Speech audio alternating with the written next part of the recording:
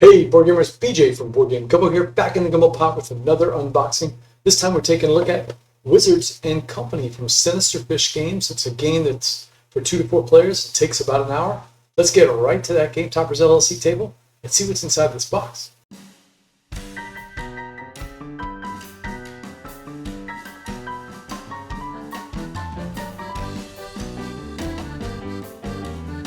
All right, Wizards and Company from Sinister Fish Games. It's a game for 2 to 4 players. It's designed by some of our favorite Italian designers, Virginio Gigli, Flaminia Brasini, Stefano Luperto, and Antonio Tinto. And it's got art from Miguel Coimbra, who we've seen in many other games and generally like those. I want to mention that this is a review copy from Sinister Fish. We've played a lot of their games in the past. We're big fans of Villagers. Jared and I have played a ton of that game. So just wanted to make sure you see that. Rulebook, let's see what we got here. I like right off the bat, it's got a good visual representation of all the different components and a little brief overview of what the game is. Nice. Some little flavor. This is it's a battle royale game, if I remember right. The High Necromancer is dead. His dungeon lies unguarded, packed with gems and artifacts, ripe for plunder. There's just one problem. The enchanted vaults can be breached only by a wizard. Good job. You're a wizard. So let's get right to it. So we got some descriptions of the cards. I like that. So already you know what the iconography is going to be, what the different dungeon boards are going to look like. Set up with numbers referring to what you're going to do. Very good. Easy to read order of play. Some advanced rules. Okay, good. Could throw in some little ways to keep the game fresh. An appendix on all, like an FAQ and all the different terms. Nice. All right, that's good. This looks like a good rule book, at least from the surface. Dealing with a rule book right now where it's not written in your normal style. Oh, it's frustrating the way that it's written. I mean, just follow the format. Make it easy on you players. All right, so we've got, as you can see, these are like octagons, so thinking like a battle royale. And we're going to be putting a couple of these out, if I remember right. I've never played the game, so I'm only going by what I've read and what I've seen a little bit. So they're double-sided, it looks like. So we've got a bunch of different types of octagons: the spire, the vault, the pyramid. Okay, each one of them with a little different art. And then we've got some cardboard tokens to knock out. We've got 3 different boards. Let's see how easy these are to punch up. Super easy. So well done there. We've got different monsters: the big blue blob, the flesh golem, the void spider. Okay, nice looking.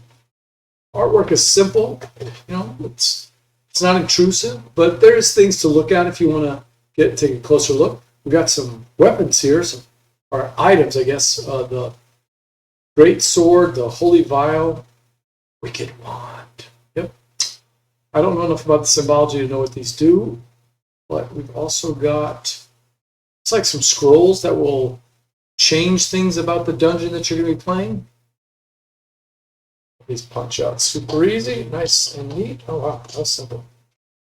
Some more scrolls, I believe. Yep. And then a triple. All right, so that's the third board. I'm assuming this is going to be a first player's style token, probably.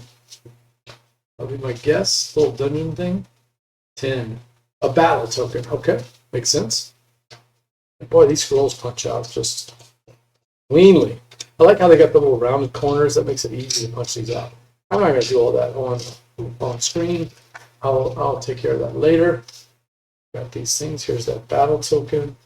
Here's the different player colors. The triples. All right, we got some. Oh, we got a little bit of wood. Okay, like my wooden stuff. Don't need this.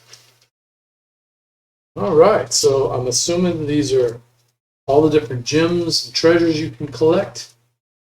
Cheese, not sure what that is, but lots of different. And you know what I like? It's not only color coded, but it also has different shapes and kind of symbols on there. That makes it easy. All right. And then we've got a couple of decks. I'll go through one of these for you. Now, like the last unboxing I did, they had a great, made it very easy. Oh, this one is not as easy. There we go. I think I found it. When am I going to learn to be like Bradley and have a knife ready to go? You would think after doing hundreds of these things I would remember, but I never do. All right, here we go. We got some cards. Yeah, this is a nice, tight, simple graphic design. Look how easy that is to look at. See the name on the scroll, the artwork in the middle, some text that you have to decipher. But I bet once you play it once, you can figure out the iconography and it makes it pretty easy. So these are the different, looks like different monsters you're going to be dealing with. A void dragon. The artwork is kind of cartoony, like some of the stuff we might have seen in Dragon magazine in the 90s, 80s or 90s. Lots and lots of colors and lots of monsters.